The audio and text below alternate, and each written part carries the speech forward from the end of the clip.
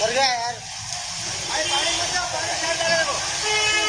बारिश में मत जाओ, उसमें स्टार्ट करेगा। पहला ही बोला करंट है, भैंचो बोला कि वायर टूट के गिरा है क्या? बोले करंट है। अरे पागल हो, ये लोग भी मरेगा।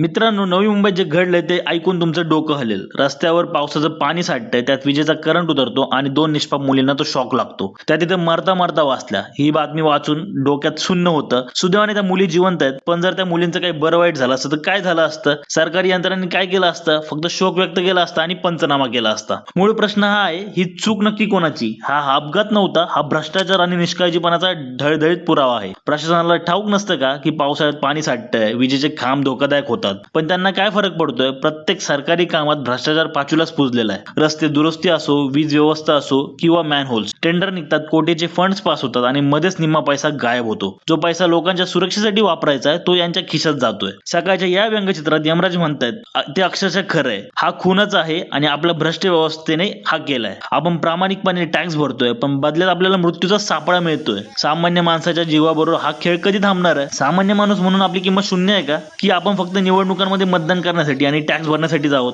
मित्रांनो, आता वेळ आली आहे आवाज उठवायची। कमेंटमध्ये सांगा या भ्रष्ट नेत्यांबरोबर आणि अधिकाऱ्यांबरोबर नक्की काय केलं पाहिजे आणि तुम्हाला ह्याबाबत काय वाटतंय नक्की सांगा। धन्यवाद।